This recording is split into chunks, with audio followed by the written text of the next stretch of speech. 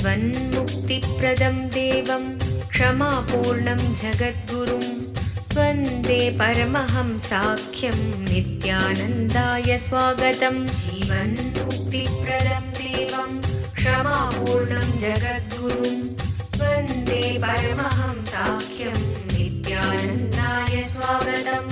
आनन्दानुभवास्वादं सर्वरोगनिवारकं वन्दे पापविनाशक्तं नित्यानन्दाय स्वागतम्। आनन्दानुभवास्वादं सर्वरोगनिवारकं वन्दे पापविनाशक्तं नित्यानन्दाय स्वागतम्।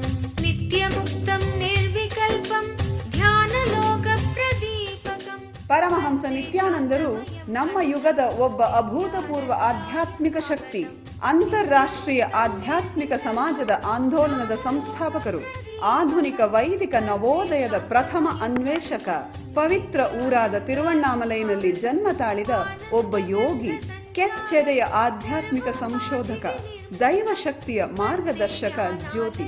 ಪರಮಹಂಸ ನಿತ್ಯಾನಂದರು ಇಂದು ಪ್ರಾಚೀನ ರಹಸ್ಯಾರ್ಥ ಯೋಗ ವಿಜ್ಞಾನದ ಪಥದಲ್ಲಿರುವ ಲಕ್ಷಾಂತರ ನಿಪುಣರಿಗೆ ಸ್ಫೂರ್ತಿದಾಯಕರಾಗಿದ್ದಾರೆ. ಆಧ್ಯಾತ್ಮಿಕತೆಯ ವಿಜ್ಞಾನದ ಸಂಶೋಧನಾಕಾರ, ಆತ್ಮ ಸಾಕ್ಷಾತ್ಕಾರ ತೋರುವ ಗುರುಗಳು. ಅವರ ವಿವೇಕದ ಸಂಪತ್ತು, ಅವರ ನಗುವಿನ ಆ ಸಂತಸ ಹಾಗೂ ಅವರ ಅದ್ವಿತೀಯ ದೀಕ್ಷೆಯ ಶಕ್ತಿಯನ್ನು ಪ್ರತಿ ವರ್ಷ ಪರಮಹಂಸ ನಿತ್ಯಾನಂದರು ಪ್ರಪಂಚದಾದ್ಯಂತ ಸುಮಾರು 1 ಕೋಟಿ ಜನರೊಡನೆ ಹಂಚಿಕೊಳ್ಳುತ್ತಿದ್ದಾರೆ. ಈಗ ಪರಮಹಂಸ ನಿತ್ಯಾನಂದರು ಜೀವನ್ಮುಕ್ತಿಯ ಬಗ್ಗೆ, ಆನಂದಮಯ ಜೀವನಕ್ಕಾಗಿ ಪರಿಹಾರಗಳ ಬಗ್ಗೆ ಮಾತನಾಡಲಿದ್ದಾರೆ. ಮರೆಯಲಾರದ ಆಧ್ಯಾತ್ಮಿಕ ಅನುಭವವನ್ನು ಕೈಗೊಳ್ಳೋಣ ಬನ್ನಿ. ಸರ್ವಧರ್ಮ ಪ್ರಣೇತಾರಂ ಸಚ್ಚಿದಾನಂದ ರೂಪಿಣಂ ವಂದೇ ಸನಾತನಂ ಪುಣ್ಯಂ ನಿತ್ಯಾನಂದಾಯ ಸ್ವಾಗತಂ. ವೇದ ವೇದಾಂತ ಸಂವೇದ್ಯಂ ದೇವದೇವಿ.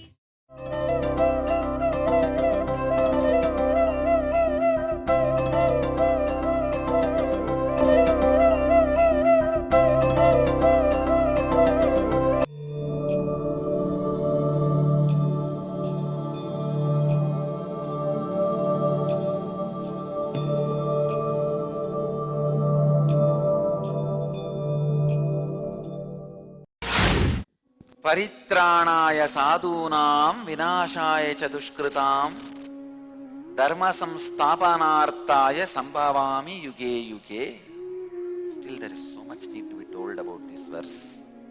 In every one of you, incarnation of innermost intelligence happens. See, your inner awakening is the incarnation happening in you. When the inner awakening happens in you, spiritual cognition is protected and promoted. That is what is sadhu. Mood swings and dilemma is destroyed. Mood swings and dilemma is destroyed. That is the dushkritam. Spiritual cognition is protected and encouraged. Mood swing and dilemma is destroyed. Dharma samsthapanarthaya means establishment of the body language of the living enlightenment. That is what is exactly meaning of the dharma. When the Jivan Mukti, living enlightenment, is expressed physically, whatever that body does is dharma. The living enlightenment is expressed physically in you. That is the dharma samsthapanartham. Sambhavami yuge yuge. Age after age, incarnation happens in you. This sutra will match for the individual you and for the cosmos you. Both.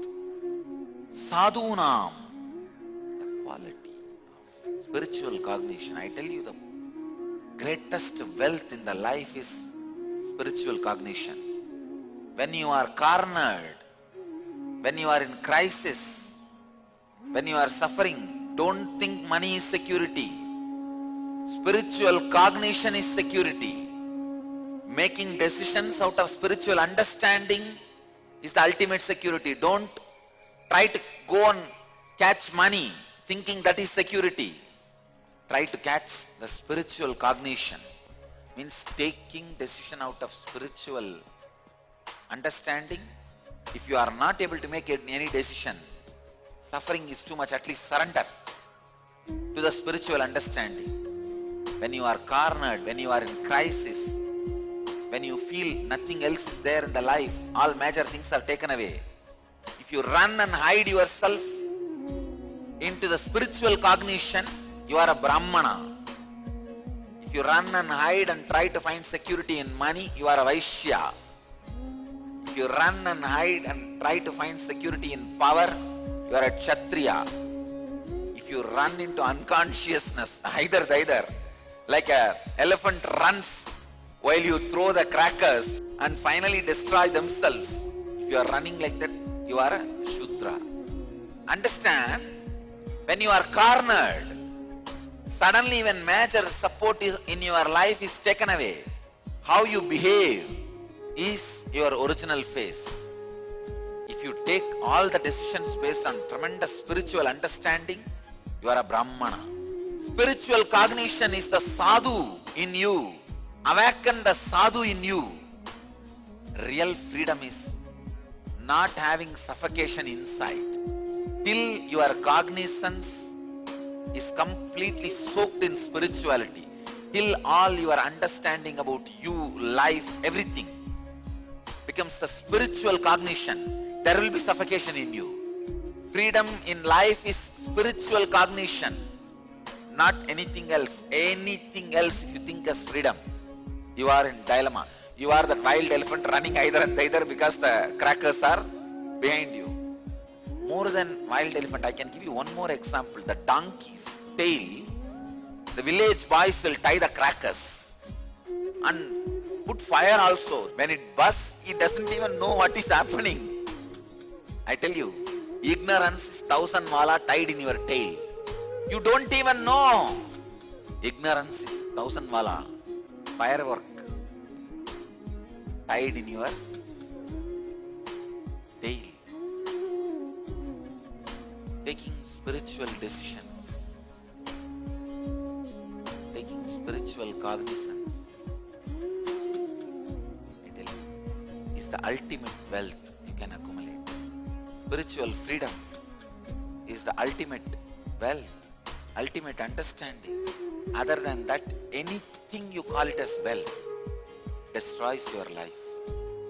I am trying to define and create spiritual freedom in every human being. I have picked up 108 major truths. If you understand this 108 and start making all the decisions based on any one or few of these truths in your life, you have a spiritual cognition. Once that 108 concepts are over, more precisely I can explain to all of you what is spiritual cognition, what is living enlightenment. It's nothing but having the spiritual understanding, making all your decisions based on the spiritual understanding. That is the sadhu. See, when you make any decision, it should be just liberating you from your suffocation and your suffocation from you. Your suffocation also suffers by you. Understand? It is not that your suffocation enjoys you. It's both of you holding on to each other. Your suffocation tortures you, you torture your suffocation. Sadhu means not getting tortured and not torturing others. Neither you torture others, nor others torture you. Paritranaya sadhuna. Protection of the integrated and honest ones always need to be protected, promoted, projected. There is so much to tell about this one verse. The spiritual cognition in you is sadhu. Confusion and dilemma and suffocation is dushkrita. Dharma samsthapanartha means establishing yourself in the body language of living enlightenment. ಕಲ್ಪತರು ಕಾರ್ಯಕ್ರಮದಲ್ಲಿ ಕುಂಡಲಿನಿ ಜಾಗೃತಿಯ ಶಕ್ತಿಯನ್ನು ಕಂಡುಕೊಳ್ಳಿ. ಕುಂಡಲಿನಿ ಎಂದರೇನು? ಪ್ರತಿಯೊಬ್ಬ ಮನುಷ್ಯನಲ್ಲೂ ಸುಪ್ತವಾಗಿ ಅಡಗಿರುವ ಅಸಾಧಾರಣ ಸಾಮರ್ಥ್ಯವೇ ಕುಂಡಲಿನಿ ಶಕ್ತಿ. ಒಬ್ಬ ಜ್ಞಾನ ಗುರುಗಳ ದೀಕ್ಷೆಯಿಂದ ಈ ಕುಂಡಲಿನಿ ಶಕ್ತಿಯನ್ನು ಜಾಗೃತಗೊಳಿಸಬಹುದು.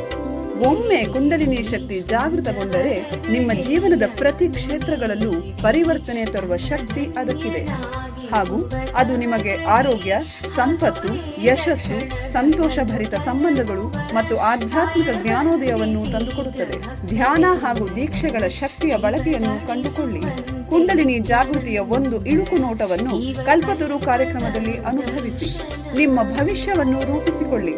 ಪ್ರತಿ ವಾರಾಂತ್ಯದಲ್ಲಿ ಸ್ಥಳ ನಿತ್ಯಾನಂದ ಧ್ಯಾನಪೀಠ, ನಿತ್ಯಾನಂದ ನಗರ, Bidadi, Bengaluru.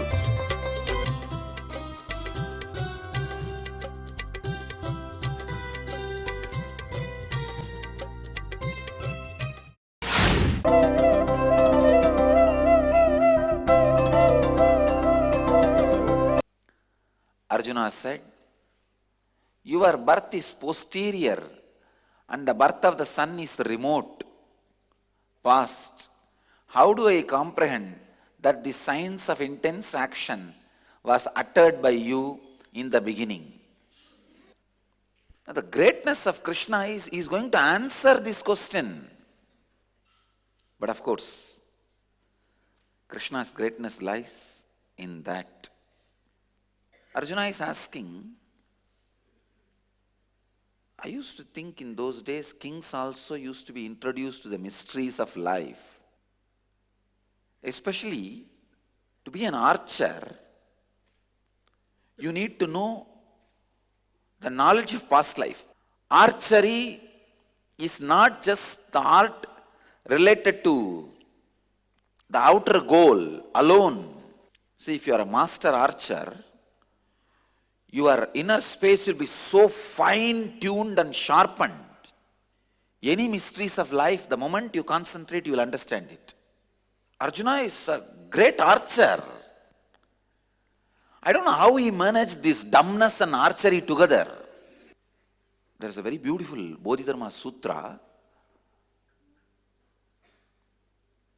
and his follower, Bodhidharma's followers, Saraha, one lady enlightened master who was supposed to be highly awakened soul,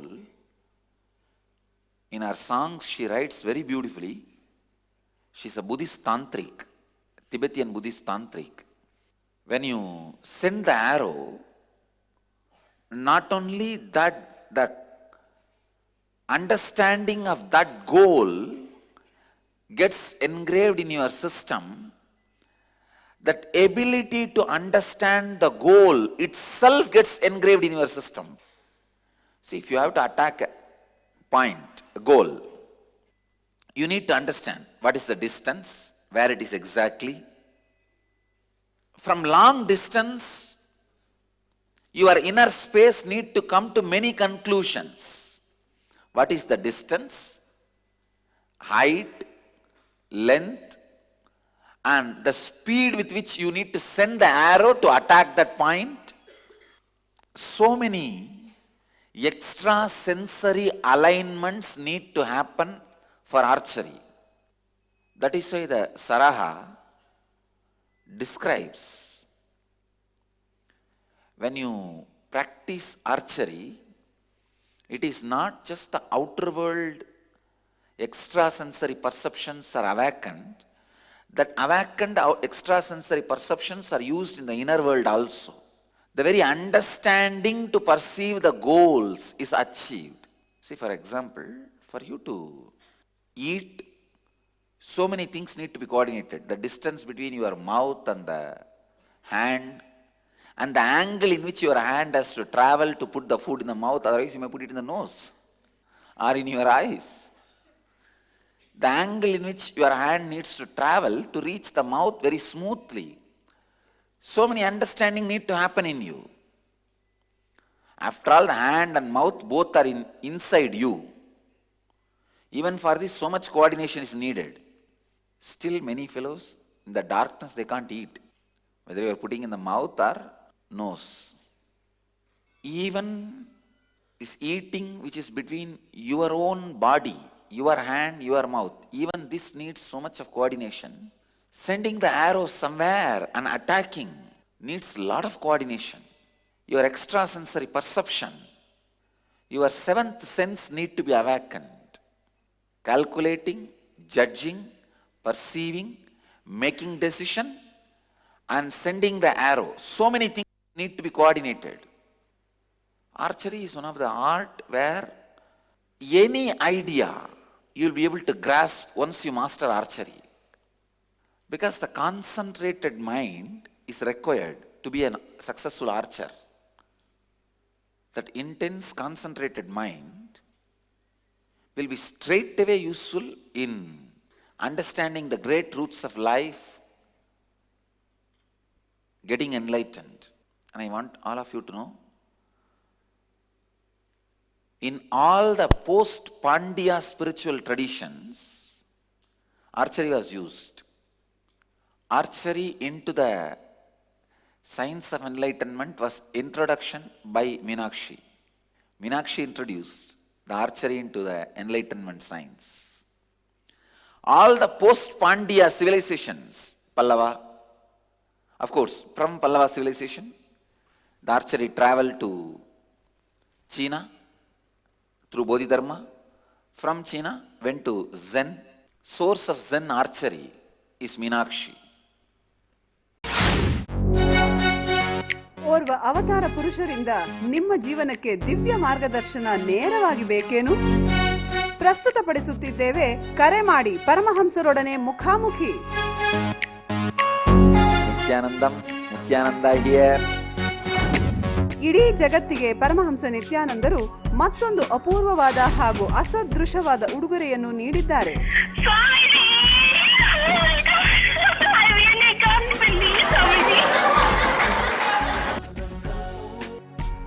You got practically everything and too much for a phone call.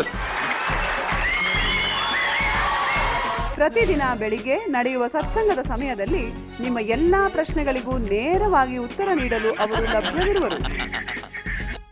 No, you ask anything you want in your life. Ask me any boon you want.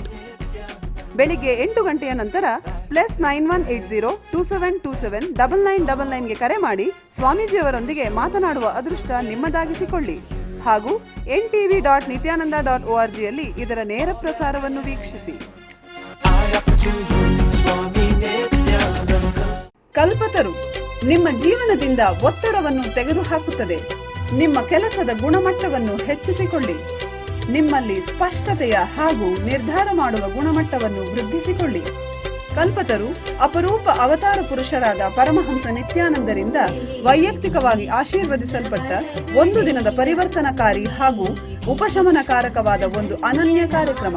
ಧ್ಯಾನ ಹಾಗೂ ದೀಕ್ಷೆಗಳ ಶಕ್ತಿಯ ಬಳಕೆಯನ್ನು ಕಂಡುಕೊಳ್ಳಿ. ಕುಂಡಲಿನಿ ಜಾಗೃತಗೊಳ್ಳುವಿಕೆಯ ಒಂದು ಇಣುಕು ನೋಟದಿಂದ ಶಾಶ್ವತವಾದ ದೈಹಿಕ ಹಾಗೂ ಮಾನಸಿಕ ಪರಿವರ್ತನೆಯನ್ನು ಅನುಭವಿಸಿ ಉಲ್ಲಾಸಭರಿತ ಮತ್ತು ಯಶಸ್ಸಿನ ಜೀವನದತ್ತ ಮೊದಲ ಹೆಜ್ಜೆಯನ್ನು ತೆಗೆದುಕೊಳ್ಳಿ.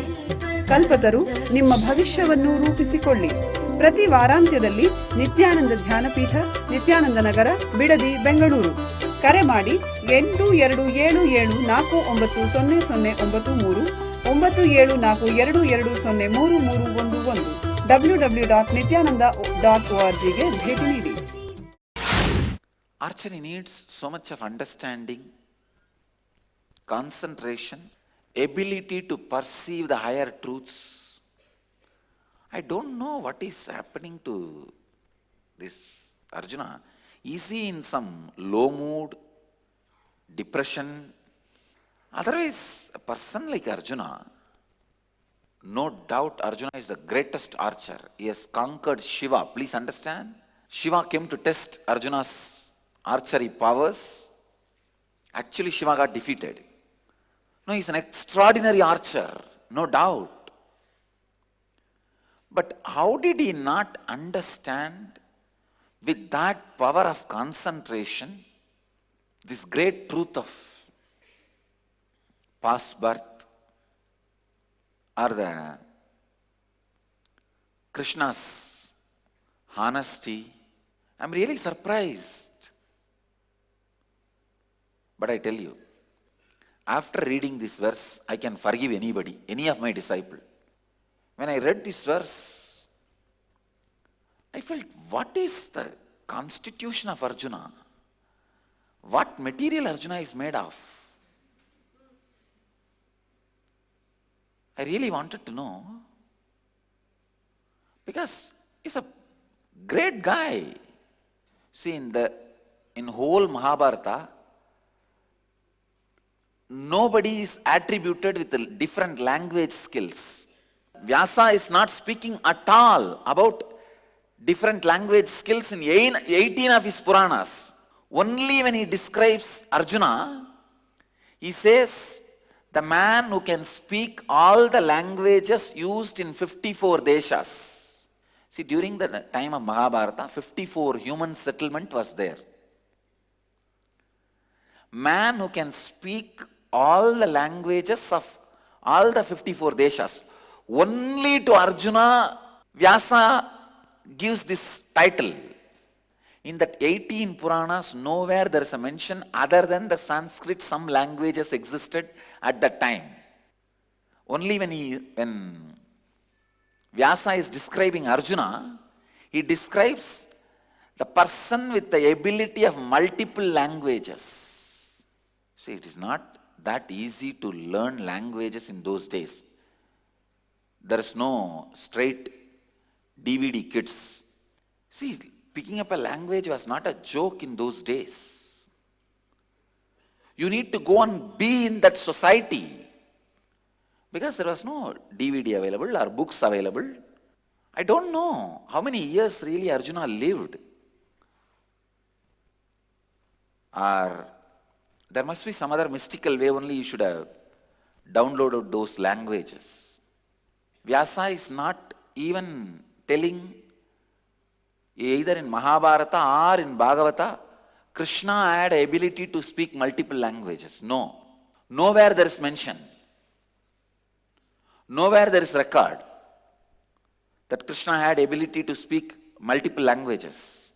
But only about Arjuna he says, man who can speak multiple languages, because when all of them wanted to come to Rameshwaram for Tirthayatra to see Ramanatha Swami, they wanted to have the whole army and for their protection. But they were all at that time in the forest, so they can't get the army. They are already in the exile. But Arjuna says, I know the language, let's go. So Arjuna brings all of them. During the exile period, they come up to Trigonamalai, they go. Arjuna and the whole Pandavas, they go. Still in Trigonamalai, there is a place called Pandava Kufa, where Pandavas stayed. Anyhow, the man who can speak multiple languages, and another one, very important description Vyasa gives about Arjuna. He was so handsome, even men will fall for him. Not just women, even men will fall for him. That handsome man, charismatic person, extraordinary power of concentration. Please understand, his ability of archery crosses even Rama's. Because for marrying Sita, he only broke the Shivadanus, Shiva's bow.